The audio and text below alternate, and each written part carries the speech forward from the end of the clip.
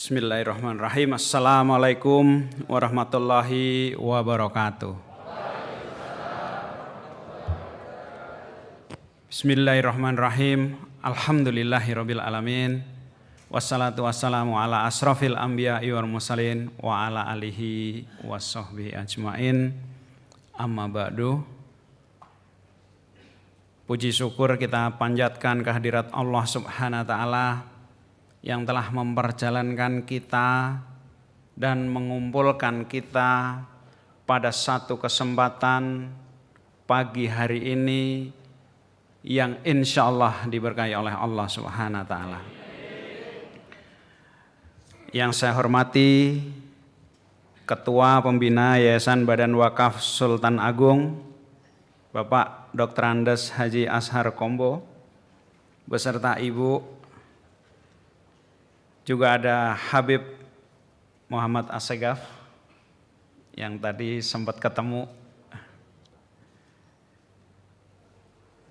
Ketua Yayasan Badan Wakaf Sultan Agung, juga pembina IIBF yang turut melahirkan IIBF di kota ini, Bapak Hasan Toha Putra, MBA. Ketua Pendidikan Yayasan Badan Wakaf Sultan Agung Bapak Dr. Andes Cuk Subhan Sulhan. Juga yang saya hormati Bapak Rektor Unisula Profesor Dr. Gunarto SHMH. Wakil Rektor 1 Bapak Andre Sugiono MM PhD. Bapak Wakil Rektor 2 Bapak Dedi Rusdi MSI. Bapak Wakil Rektor 3 Bapak Muhammad Komarudin ST MSc PhD. Ketua Tim Reviewer Profesor Dr. Anis Masdurotun SHM Hum. Juga hadir bersama kita Dekan Fakultas Hukum Unisula Bapak Dr. Bambang Tribawono SHMH. Juga terima kasih kepada hadirin semuanya. Ada Profesor Muhammad Nur. Terima kasih Prof. Sahabat kita juga Pak Aziz, perwakilan dari DPP PKS. Sahabat-sahabat IBF dari seluruh Indonesia, juga keluarga. Jadi selain keluarga, IBF juga hadir di sini Prof. Itu guru-guru SMA saya. Ibu Rita dan Ibu Indah. Bahkan hadir di sini juga guru SMP saya dari Bawang, ya Ibu Indri, terima kasih Bu. Mudah-mudahan Allah membalas semua langkah Bapak Ibu semua yang ada di sini. Sebelum saya sampaikan tentang Gerakan Beli Indonesia, tadi karena Profesor Anis meminta saya itu nulis pantun. Jadi nampaknya istri saya yang deg-degan. Jadi ngirim lewat staf tadi, ini takut suaminya nggak bisa susun pantun. Baik, saya bacakan.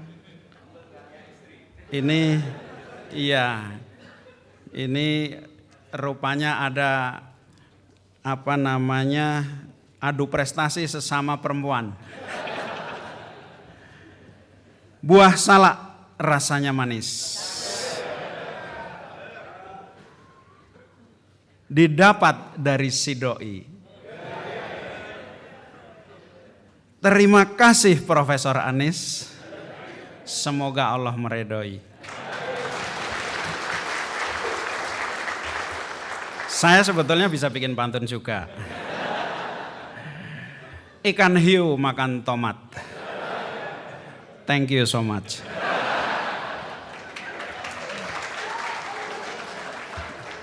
Terima kasih. Beli Indonesia. Bela Indonesia. Beli Unisula. Bela Unisula. Terima kasih.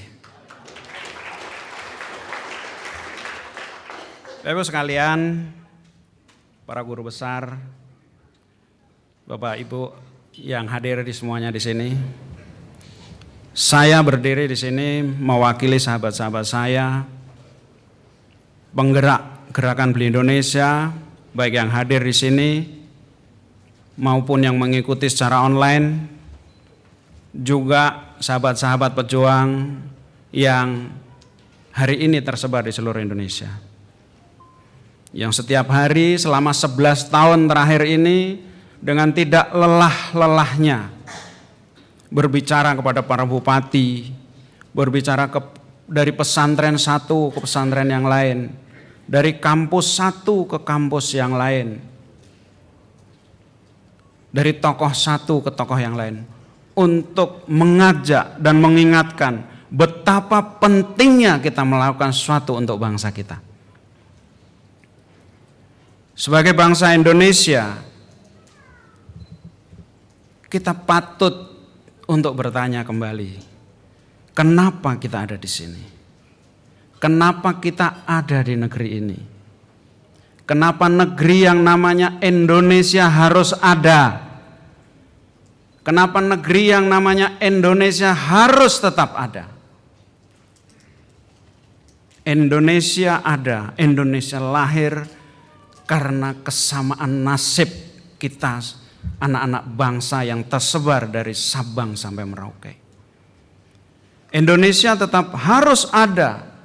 Indonesia harus ada karena kita memiliki satu cita-cita yang sama, yaitu mewujudkan sebuah negara yang merdeka, yang bersatu, berdaulat, adil dan makmur. Merdeka artinya tidak terjajah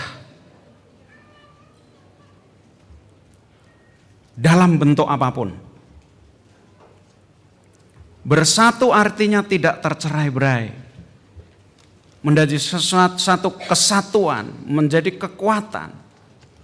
Berdaulat artinya berkuasa, berkuasa untuk menentukan nasib bangsa kita sendiri, bukan bergantung kepada kekuasaan bangsa lain atau kekuasaan dari orang lain. Adil artinya memberikan kesempatan yang sama kepada seluruh anak bangsa. Makmur artinya hidup berkelimpahan. Kita memiliki modal pembangunan yang luar biasa besarnya. Allah memberikan semuanya kepada bangsa Indonesia. Suatu saat guru saya, Said Abbas Al-Maliki Al-Hasani, ketika di rumah saya, beliau berbicara kepada saya, "Heb, kamu tahu enggak, seandainya kita bisa melihat sorga itu ada di atas, maka yang di bawah itu adalah Indonesia." Begitulah bagaimana seorang Said Abbas, ulama dari Mekah itu, menggambarkan begitu hebatnya karunia Allah yang diberikan kepada bangsa Indonesia. Oleh para founding fathers, cita-cita ini kemudian ditransformasi, dikonstruksi dalam sebuah way of life, cara hidup yang kita sebut sebagai Pancasila, di mana Pancasila adalah hasil dari menggali nilai-nilai sepanjang perjalanan sejarah hingga bangsa Indonesia berdiri. Pancasila juga disebut sebagai cita-cita hukum Indonesia, yang mencerminkan keinginan seluruh bangsa Indonesia yang ada di dalamnya, yang kemudian juga menjadi sumber hukum tertinggi bagi bangsa Indonesia. Konstitusi kita disusun dengan mengambil nilai-nilai yang ada di dalam Pancasila. Semua hukum perundang-undangan di bawahnya harus mencerminkan cita-cita hukum yang ada di dalam Pancasila itu. Ketuhanan yang Maha Esa. Bangsa kita adalah bangsa yang percaya kepada Tuhan. Tuhan yang esa, yang tidak ada Tuhan kecuali Tuhan itu sendiri. Kecuali Tuhan bukan Tuhan. Dialah Allah Subhanahu wa taala. Para pendiri bangsa kita dengan sangat sadar bahwa bangsa kita harus menjadi sebuah bangsa yang seimbang. Tidak hanya materialis tetapi juga spiritualis. Mereka menyadari betapa berbahayanya ketika bangsa kita menuhankan selain Tuhan. Menuhankan kekuasaan, menuhankan harta benda. Kita melihat sejarah-sejarah keruntuhan bangsa tidak mulai tidak mulai dari runtuhnya tentara mereka. Bukan tidak dimulai dari runtuhnya gedung-gedung mereka, tetapi sebuah bangsa runtuh karena runtuhnya moral bangsa itu.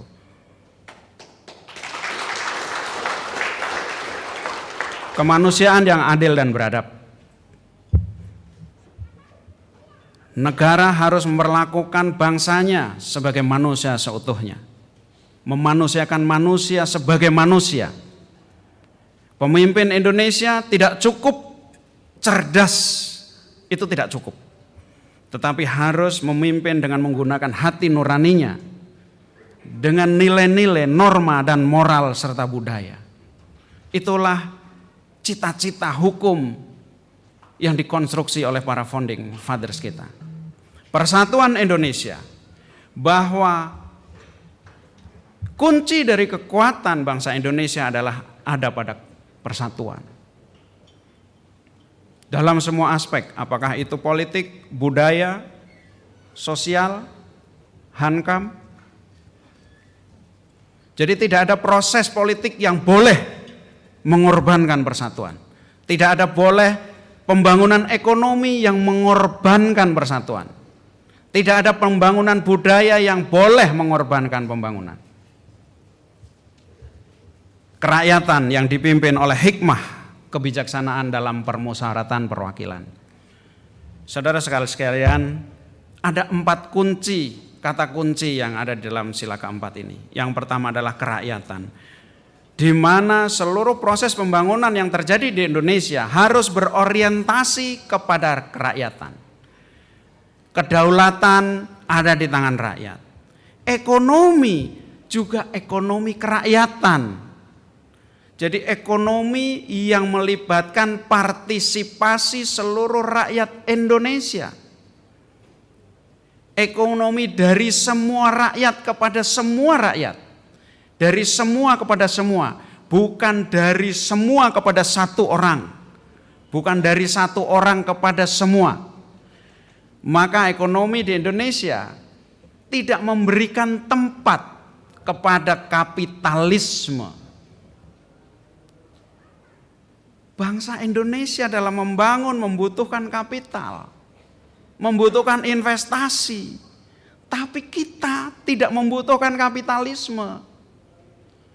Capital is our friend, but capitalism is our enemy. Maka Soekarno pada saat itu mengatakan, kapitalisme nggak boleh ada di bumi Indonesia. Kenapa? Karena kapitalisme menghisap darah rakyat.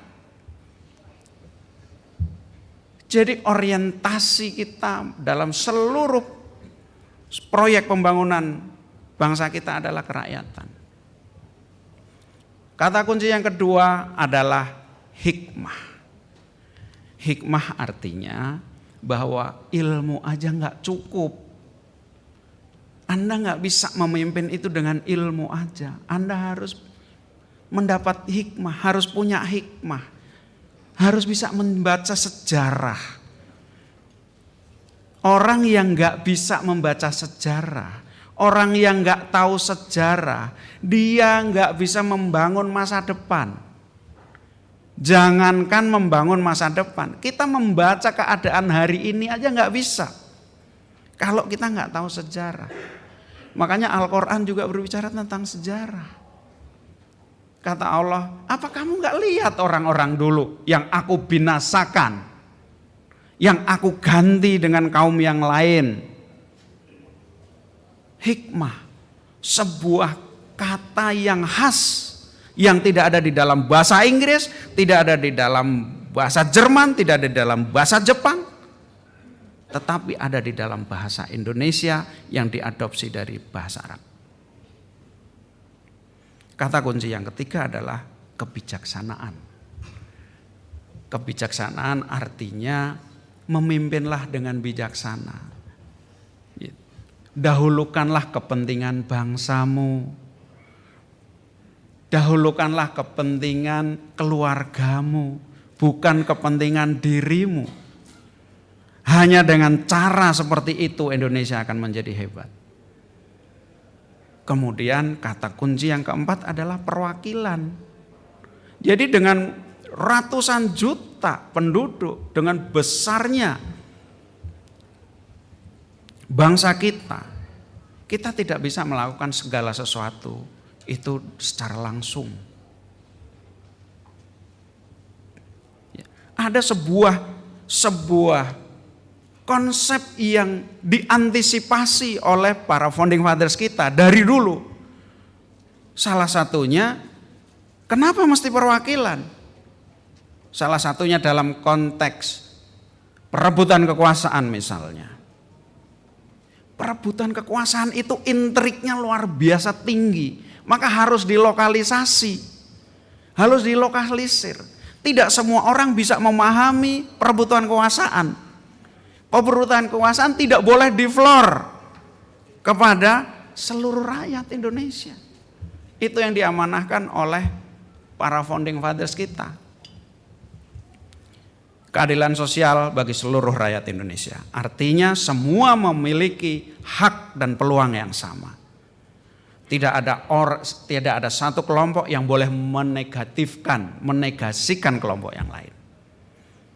Itulah nilai-nilai Pancasila. Itulah sumber hukum tertinggi yang harus diikuti oleh konstitusi, harus diikuti oleh perundang-undangan yang ada di Indonesia, yang harus menjadi ruh dalam pembangunan bangsa Indonesia dari sejak merdeka hingga akhir nanti.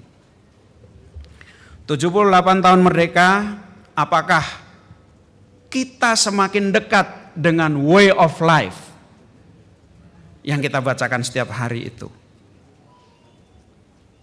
Ini menjadi perenungan kita semua. Apakah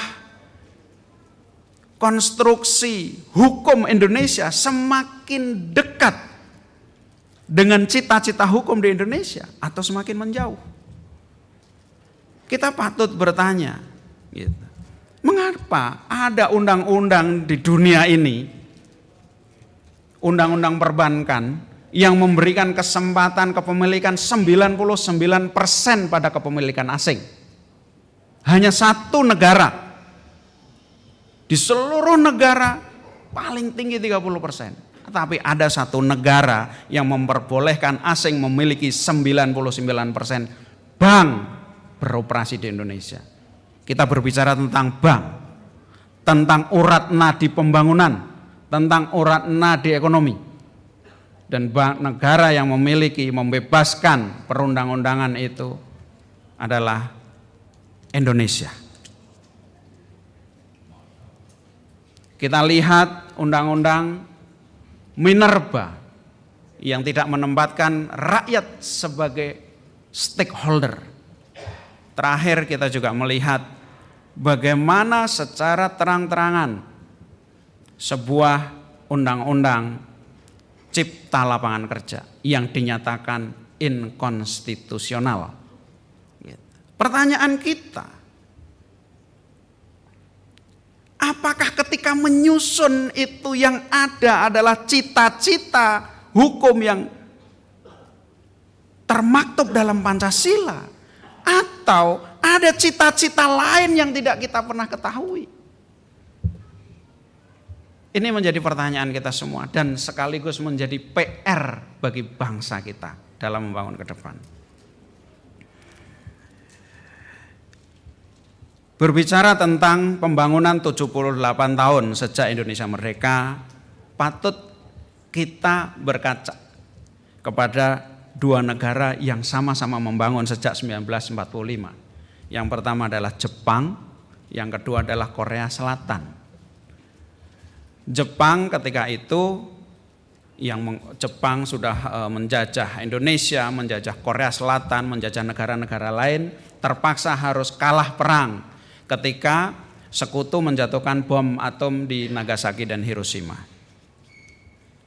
Dinyatakan kalah perang dan sejak saat itu dia harus bangkit lagi. Demikian juga Indonesia mendapatkan berkah dari kekalahan Jepang. Karena kita menjadi bangsa merdeka pada saat itu, juga Korea Selatan. Pada 1946, majalah Times di Eropa memuat dengan judul Macan Asia yang baru lahir. Yang dimaksud adalah Indonesia. Jadi diperkirakan Indonesia akan menjadi negara yang dengan kekuatan ekonomi setidak-tidaknya itu 5 besar di dunia. Kenapa? Karena Indonesia memiliki semuanya untuk membangun. Memiliki resource yang luar biasa. Kita memiliki sumber perikanan yang luar biasa besarnya. Tanah yang begitu subur, tambang emas, tambang minyak, tambang batu bara, hampir seluruhnya kita miliki.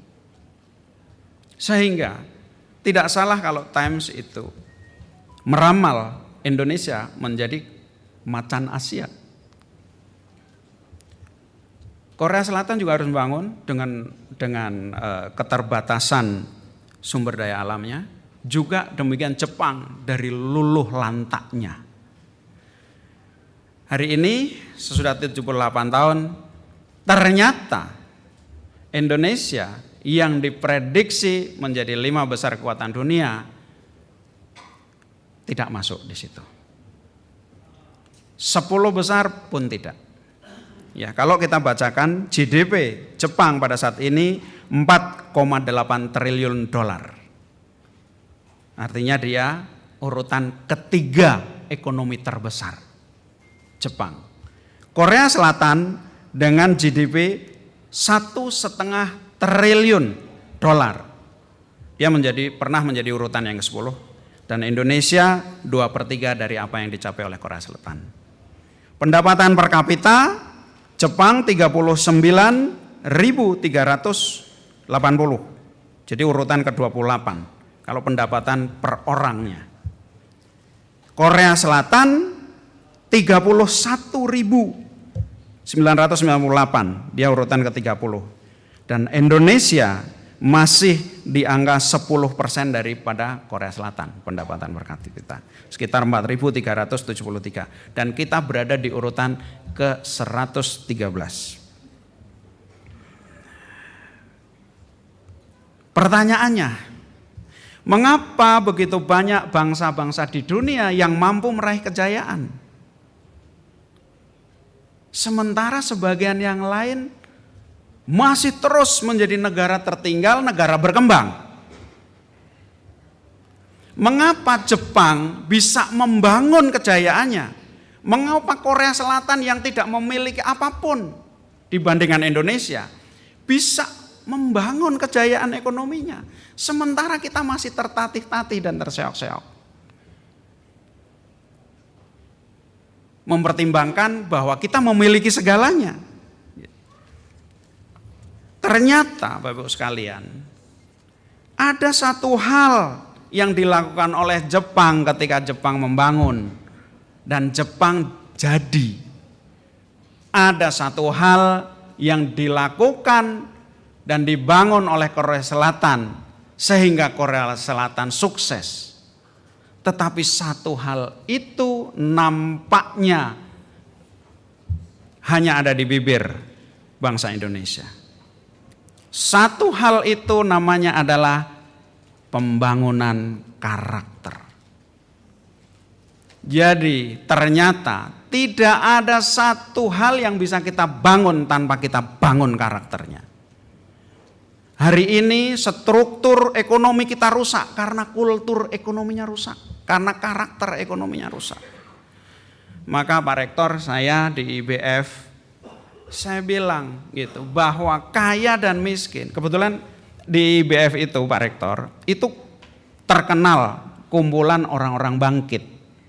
Jadi orang-orang yang susah, jatuh bangun, utangnya banyak, itu terkenalnya begitu. Ya. Jadi bangkitnya di IBF. Kita percaya bahwa kaya dan miskin itu ternyata bukan tentang apa yang kita miliki, tetapi tentang karakter. Sebagaimana Rasulullah SAW bersabda, tidaklah aku sebut orang itu sebagai orang kaya karena hartanya. Orang aku sebut sebagai orang kaya itu karena jiwanya. Maka kalau di IBF orang lagi nggak punya duit itu biasa. Biasa aja, kenapa nggak punya duit? Pemerintah aja bisa nggak punya duit. Ya. Jadi IBF ini anak-anak kalau rajin-rajin beli perusahaan biasanya lagi nggak punya duit, Prof. Gitu. Jadi beli perusahaan itu nggak harus punya, kita ini nggak harus punya duit, nggak harus. Yang penting bisa mengusahakannya. Ya. Itulah karakter gitu. Jadi karakter itu menentukan cara bermain kita, cara berpikir kita. Bahkan kita mendefinisikan dari mana orang itu bisa diketahui kaya dan miskin. Bukan pada saat mereka punya segala-galanya, tetapi pada saat mereka hilang semuanya. Di situ kalian membuktikan apakah kalian berkarakter kaya atau karakter miskin. Apakah karena kesulitan itu kalian bisa menjadi miskin? Berarti kalian miskin. Karena orang yang karakter miskin, walaupun dikasih warisan, habis juga. Gitu. Tapi ini orang-orang kaya, meskipun mereka habis, mereka akan bangkit juga, Prof. Gitu. Inilah makanya orang-orangnya pada semangat di sini. Gitu ya, karena pembangunan karakter ini ternyata dihargai oleh Unisula. Kita kasih tahu.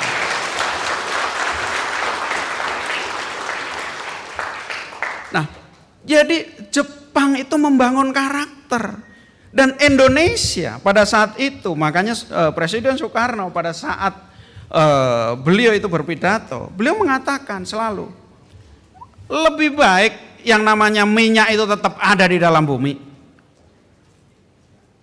Sampai nanti anak-anak kita itu mampu mengolah sendiri. Yang bisa maksud mampu itu nggak cuma bisa ngebor, gitu, tetapi mampu mengelola kekayaan dan mampu mengantarkan bangsa ini menjadi bangsa yang kaya raya.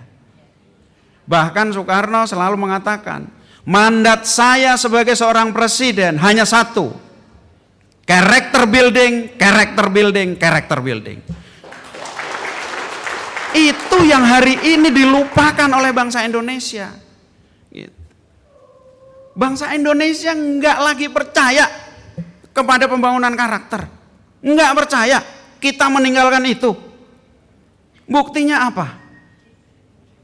Buktinya rekrutmen kepemimpinan kita tidak menggunakan logika pembangunan karakter, tetapi logika pembangunan ketenaran. Logika brand building, bukan character building. Apakah Anda nggak pernah berpikir, aneh nggak sih? Kita ini milih gubernur, milih bupati, milih presiden, mau milih presiden, yang disurvei bukan presidennya, tapi rakyatnya. Harusnya yang disurvei itu calonnya dong. Gimana dia dengan tetangganya? Gimana dia sehari-hari? Gimana dia dengan musola? Bukan seberapa dia itu acceptable. Makanya banyak pemimpin di Indonesia itu menang di luar daerah, di kampungnya sendiri kalah. Kenapa? Karena yang di luar tahu ketenarannya. Sedangkan yang di kampung dia tahu siapa dia. Gitu. Ini udah diingetin oleh pemimpin bangsa kita, oleh para pendiri bangsa udah diingetin. Character building. Maka kita lihat Jepang. Kenapa Jepang itu begitu hebat? Kenapa coba lihat Korea. Saya itu datang ke Korea, itu bingung saya. Kenapa Indonesia ini impor besinya dari Korea Selatan, sedangkan Korea Selatan biji besi impor juga dari Indonesia. Kita ini mengekspor bahan mentah ke Singapura, minyaknya kita impor lagi dari Singapura.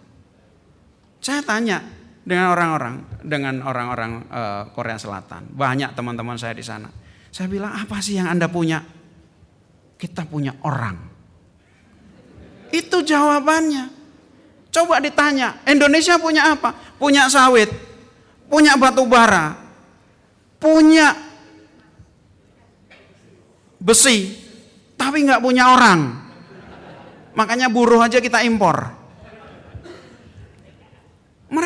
Mereka membangun manusia. Ada seorang profesor namanya Profesor Lee Kang Yong. Ya, pernah datang ke Universitas Brawijaya. Beliau berkali-kali mengatakan Indonesia harusnya bisa lebih maju dari Korea Selatan. Itu diomong terus, tapi para hadirinnya enggak sempat berpikir karena sibuk tepuk tangan. Kenapa? Karena Indonesia memiliki segala-galanya. Sumber daya alam kita nggak kurang-kurang. Jumlah penduduk juga nggak kurang-kurang. Korea Selatan itu jumlah penduduknya itu cuma setara dengan orang Sunda. Jumlahnya 50 juta. Dia bisa mengalahkan Indonesia produktivitasnya. Bagaimana dengan Jepang? Sama aja Jepang. Ketika Hiroshima dan Nagasaki itu dibom atom. Pada saat itu Kaisar Hirohito itu mengumpulkan seluruh jenderal-jenderalnya. Apa yang keluar dari mulut seorang Hirohito? Dia tanya, berapa jumlah guru yang tersisa? Yang membuat para jenderalnya bingung. Karena yang ditanyakan bukan berapa jumlah tentara yang tersisa. Berapa jumlah infrastruktur yang tersisa. Bukan jumlah yang lain-lain. Tetapi jumlah guru yang tersisa. Akhirnya Hirohito mengumpulkan 45.000 guru di seluruh Jepang. Dia briefing langsung apa yang harus dilakukan. Hirohito sangat menyadari bahwa 30 tahun ke depan Jepang harus bangkit, dan kebangkitan itu ada di anak-anak yang hari ini ada di TK, hari ini ada di SD, hari ini ada di SMP, hari ini ada di SMA, hari ini baru lulus kuliah, di tangan mereka. Maka orang-orang ini harus disatukan, dibangun cara berpikirnya, dibangun cara bertindaknya. Mereka masukkan yang namanya konsep-konsep perjuangan. Ada yang namanya tata cara ksatria, yang namanya spirit Bushido namanya. Itu tentang integrity, tentang loyalty, tentang kehormatan hingga akhir. Maka dalam waktu 30 tahun, Jepang luar biasa sekali. Bapak sekalian, di Jepang kalau Anda tanya, ya, anak-anak kecil bingung kalau ditanya, kamu cita-citanya jadi apa? Nah, kenapa? Karena jawabannya sama semua. Jawabannya adalah Kokoro Yasashi Hito. Kira-kira begitulah. Pengen jadi orang baik. Jadi ditanya, kamu pengen jadi apa? Pengen jadi orang baik. Kamu pengen jadi orang baik. Jadi semua kembar. Sampai kelas 5 nggak berubah. Gitu. Jadi ditanamkan karakter itu sejak dini hingga kelas 5 SD. Gitu. Maka begitu kelas 6, SMP, SMA mereka punya cita-cita. Ada yang cita-cita jadi polisi. Pemerintah nggak khawatir. Kenapa? Dia akan jadi polisi yang baik. Ketika jadi dokter, dia menemukan cita-cita jadi dokter, dia akan jadi dokter yang baik. Jadi tentara-tentara yang baik. Jadi DPR yang baik. jadi menteri-menteri yang baik, jadi bupati-bupati yang baik. Di Jepang, tempat peristirahatan terakhir para bupati itu bukan di penjara. Gitu. Mereka itu ada seorang wali kota yang hanya ketahuan pakai mobil dinas ketika anaknya nikah. Difoto sama wartawan, dia mundur. Itulah pendidikan karakter yang ditanamkan sejak dini. Sehingga orang menjadi jahat, korupsi. Itu nggak bisa nahan malu pada dirinya sendiri. Itulah pembangunan karakter. Makanya kalau hari ini kita berbicara tentang bela dan beli Indonesia. Bapak sekalian, sesungguhnya Beli Indonesia hadir sebagai sebuah gagasan pembangunan karakter bangsa. Beli Indonesia bukan sekedar berbicara tentang produk. Produk hanya pintu masuk. Kita memulai dari hal yang kecil yang setiap hari ditemukan oleh masyarakat kita. Karena ketika dia itu ingat, dia tahu bahwa ketika kita membeli itu harus membeli produk Indonesia. Satu saat anak-anak kita jadi menteri, dia tahu bahwa Freeport itu juga harus menjadi milik bangsa Indonesia. Dia juga tahu bahwa tambang-tambang itu harus dikuasai oleh bangsa Indonesia sendiri. Bahwa kesempatan kerja itu harus dibuka seluas-luasnya bagi bangsa kita sendiri. Itulah cita-cita daripada gerakan Beli Indonesia. Beli Indonesia meyakini dalam membangun karakter itu ada 3 dimensi yang harus disentuh. Yang pertama adalah tentang jati diri. Seberapa sadar kita tentang jati diri kita? Kalau kita nggak sadar, kita kenapa Indonesia semakin tidak kemana-mana? Karena kita sendiri lupa sebagai bangsa Indonesia. Saya ngobrol dengan seorang pejabat tinggi. Ketika gerakan Beli Indonesia, beliau ada di dalamnya. Begitu menjabat, lupa juga, gitu. Dia tanya, gitu, waktu kita itu beli Merpati itu beli pesawat terbang, belinya itu MA60 dari Cina. Padahal kita punya IPTN. Dan dulu Cina belajar dari IPTN tahun 80-an. Dia nanya, emang salahnya apa? Kita beli dari Cina. Ya dari pertanyaannya aja kita udah nggak perlu jawab. Gitu. Jadi kita lupa tentang jati diri kita. Gitu. Saya di Cina, Bapak-Ibu sekalian. Ya, saya sama istri saya sering di Cina sampai ke pelosok-pelosok. Satu saat ada kerumunan orang lagi ngapain? Gitu. Ternyata lagi beli handphone. Jadi handphone bikinan rumahan. Gitu. Itu orang Cina berebut. Gitu. Apakah itu bisa terjadi di Indonesia? Kira-kira kalau handphone itu mereknya Maimunah gitu misalnya, apakah itu bisa akan Anda beli? Kalau Anda beli handphone merek Maimunah, merek Hartono, merek Gunawan, ya, Indonesia akan bangkit. Gitu. Sayangnya kita malu. Gitu. Kita ini kalau beli batik, bicara beli batik 10 juta, mahalnya minta ampun. Gitu. Tapi beli tas itu bisa 100-200 juta. Jati diri. Dan jati diri, tidak ada bangsa yang bisa berjaya gitu, kecuali menyadari jati dirinya sendiri. Jati diri sebagai bangsa Indonesia. Makanya nanti kalau tanya sama profesor, sama Pak Rektor, coba tanyain anak-anak kedokteran itu. Gitu. Jadi kalau anak-anak kedokteran itu, kalau udah pakai baju dokter, itu lihat mayat nggak takut. Gitu. Masuk kamar mayat nggak takut. Tentara kalau udah pakai loreng, itu nggak takut. Gitu. Dan saya hari ini bangga menggunakan toga dengan peci. Karena menunjukkan bahwa inilah jati diri Unisula.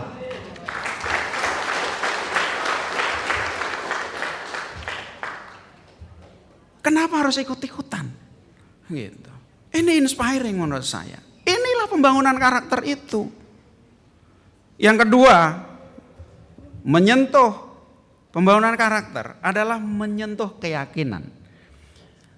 Tanpa ada yang ada diyakini, seorang yang tidak meyakini apapun, dia tidak berkarakter apapun. Bahkan keyakinan terhadap sesuatu yang buruk itu membangun karakter dia juga. Nah, keyakinan itu dibangun dari pengetahuan.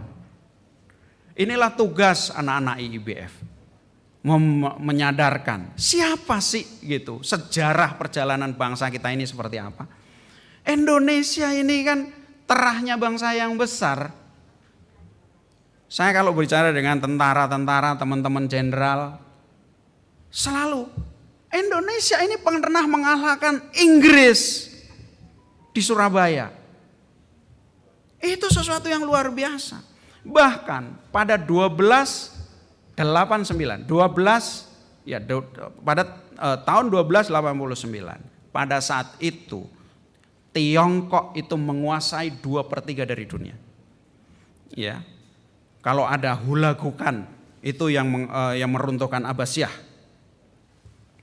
Kenapa Abbasiyah runtuh? Pada saat itu Hulagu tanya, gitu. Kenapa runtuh? Gitu.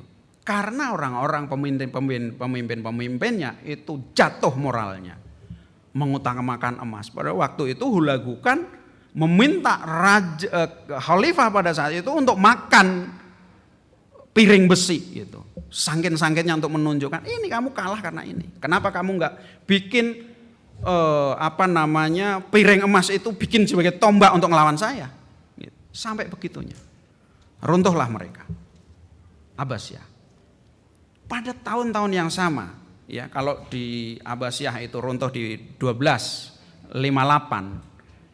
Adiknya Hulagukan namanya Kubilai Khan, itu yang sedang sibuk-sibuk menguasai Asia.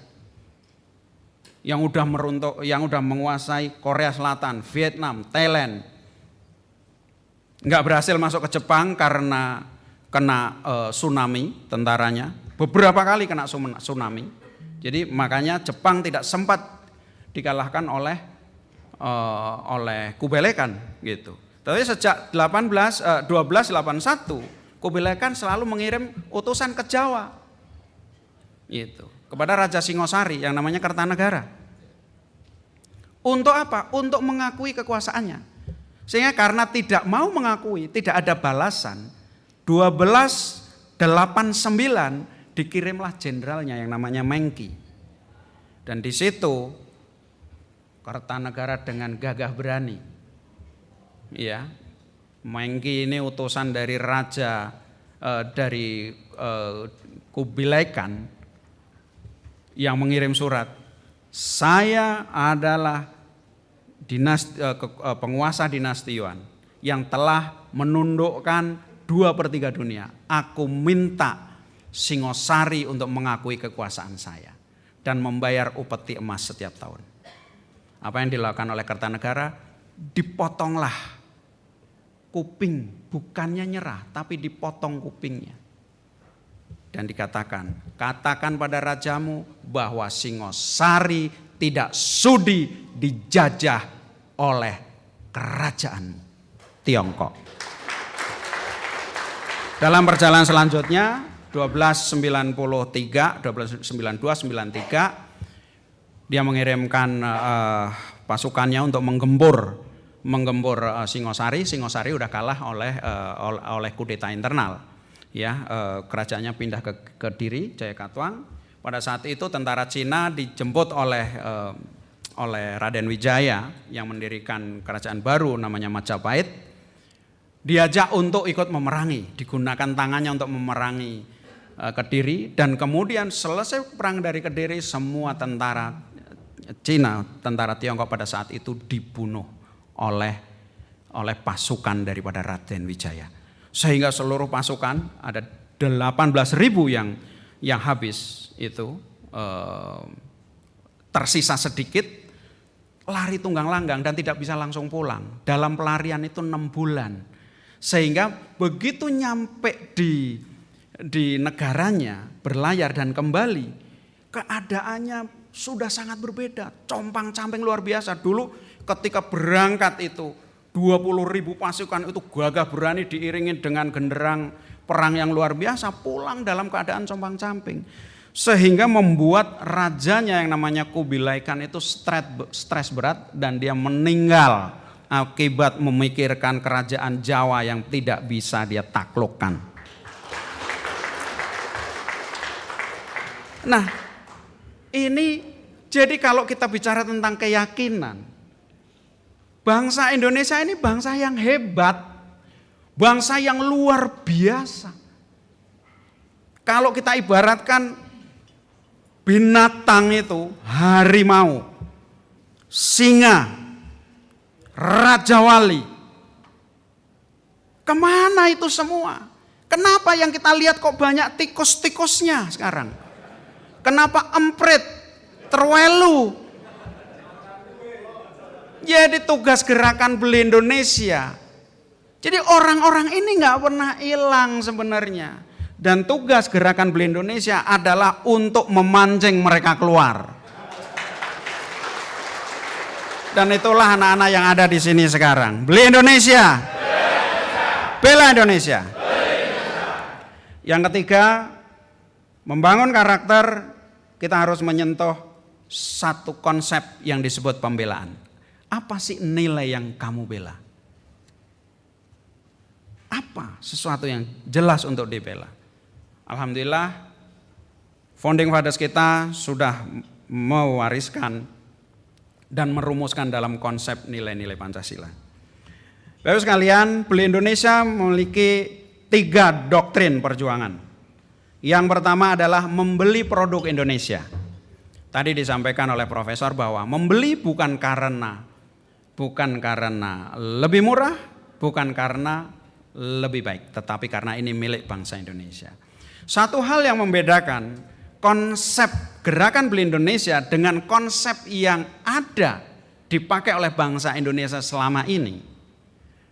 Jadi kalau bicara tentang gerakan cinta Indonesia dari zaman Orde Baru itu sudah ada. Gitu. Jadi Orde Baru itu bisa melakukan semua gerakan dan berhasil, tetapi tidak gerakan Aku Cinta Indonesia.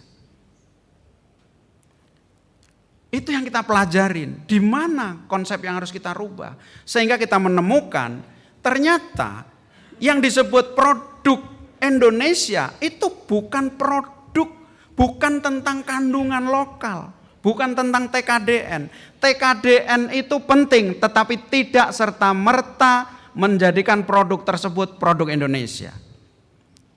Produk Indonesia adalah produk yang dibuat di Indonesia dan dimiliki oleh bangsa Indonesia.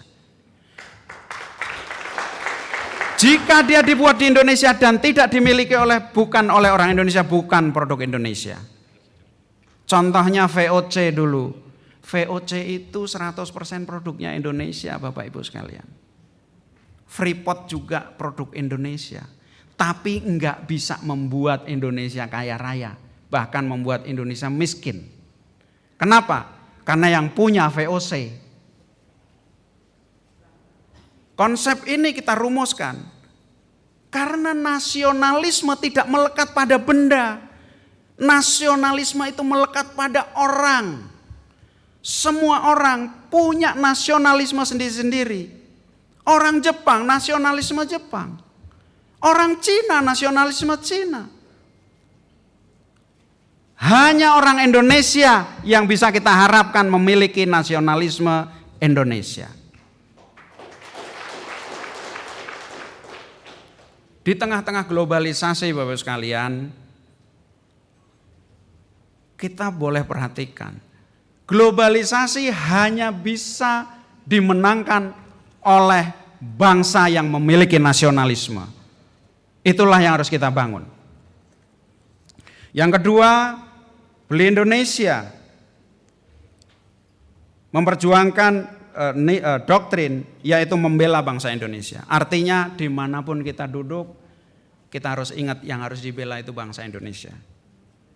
Dan yang ketiga, Beli Indonesia memiliki doktrin menghidupkan semangat persatuan. Artinya apa? Artinya kita ingin melihat terjadi Indonesian helps Indonesian. Bukan Indonesian kills Indonesian. Indonesian Commonwealth, kita ada di negeri ini, kita kaya bareng-bareng. Itulah yang diamanatkan oleh pendiri bangsa kita. Dari semua untuk semua. Mengutamakan persatuan. Makanya kadang-kadang, dan ekonomi itu menjadi sebuah peluang untuk mempersatukan bangsa kita. Mempersatukan umat. Pak Rektor, saya di IBF itu eksperimen. Gimana ini? Di IBF ini ada NU, ada Muhammadiyah, ada HTI, ex HTI kan HTI-nya udah dibubarin. Ada Salafi, nggak gampang juga.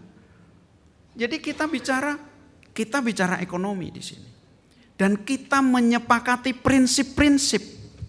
Tetapi ketika bicara fikih, tanya sama guru masing-masing. Jadi kalau ngomong riba, semua setuju bahwa riba itu haram. Tetapi apakah bank, apalagi bank syariah, halal atau haram? Udah tanya guru masing-masing.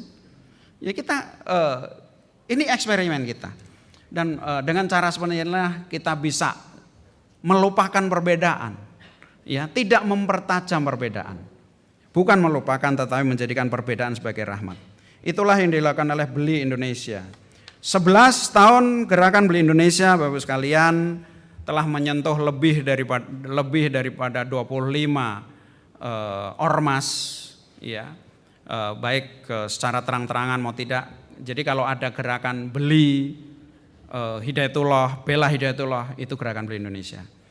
Ada Beli Muhammadiyah, Bela Muhammadiyah, Beli Aisyah, Bela Aisyah, itu gerakan Beli Indonesia. Kita lebih daripada 20 ormas, lebih daripada 60 kabupaten dan kota, provinsi juga, ratusan pesantren juga melahirkan dokter-dokter, termasuk hari ini menjadi 4. Jadi ada 2 dokter, tadinya ada 1 dokter honoris causa, Pak Rektor, hari ini 2 dokter honoris causa yang dilahirkan oleh gerakan Beli Indonesia. Kita memimpikan bahwa gerakan ini memimpikan bahwa suatu saat ibu-ibu yang ada di Indonesia itu sangat peduli ketika anaknya belanja, ngingetin, nak itu produk buatan mana? Kenapa enggak kamu beli ini? Itu yang kita inginkan. Kita ingin pesantren-pesantren itu menerapkan pembelaan terhadap produk-produknya sendiri maupun antar pesantren. Kita ingin melihat kabupaten-kabupaten menggelorakan semangat untuk membela produk-produk sendiri. Seperti yang kita lihat di Kulon Progo. Ya, dengan gerakan Bela dan Beli Kulon Progo, Bapak sekalian, dalam waktu satu tahun, Prof, itu Kulon Progo bisa menurunkan angka kemiskinan 8% hanya melalui gerakan Beli Indonesia. Kita juga ingin melihat kampus-kampus menerapkan hal yang sama. Di mana seperti kita lihat di UMY, dosen-dosen yang beli produk di luar produk UMY, dia tidak bisa reimbas kepada kampusnya. Kelihatannya Unisula lebih keras lagi, dia suruh keluar dari Unisula.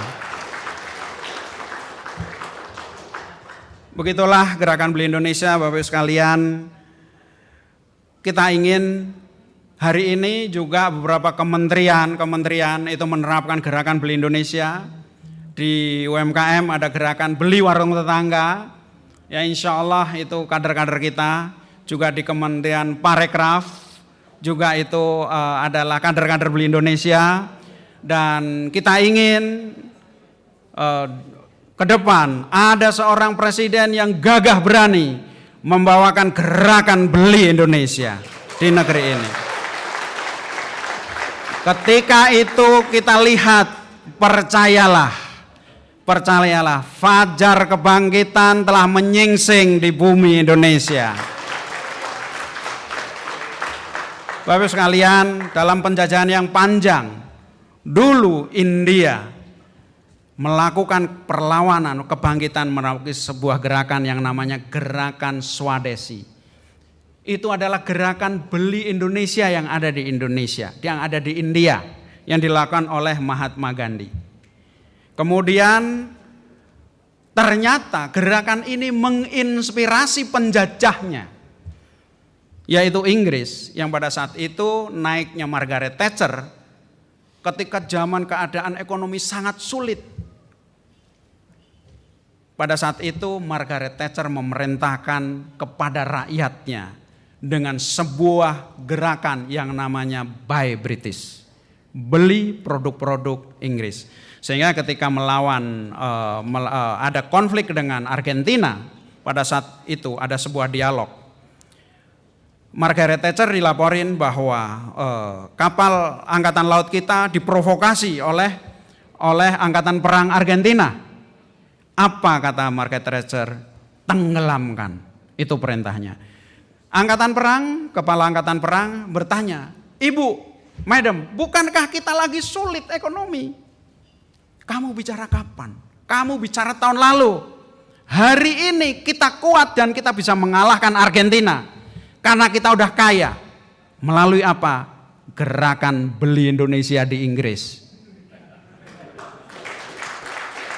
Jadi Bapak sekalian, jika Inggris bisa bangkit karena ekonomi, India bisa bangkit karena ekonomi, kenapa Indonesia tidak bisa bangkit karena gerakan beli Indonesia? Untuk itulah maka mulai sekarang mari kita galakkan gerakan ini bersama-sama. Dan kepada Unisula, kepada para rektor, kepada Dewan Pembina, kepada para pengurus, guru besar, saya ucapkan terima kasih. Saya yakin bahwa penghargaan ini bukan penghargaan untuk seorang Happy Trenggono, tetapi terlebih adalah penghargaan kepada semangat juang generasi-generasi muda di Indonesia. Dan sebuah penghargaan kepada keyakinan anak-anak bangsa yang masih peduli kepada bangsanya sendiri. Beli Indonesia, bela Indonesia. Terima kasih, kurang lebih mohon maaf. Billahi taufiq wal hidayah. Wassalamualaikum warahmatullahi wabarakatuh.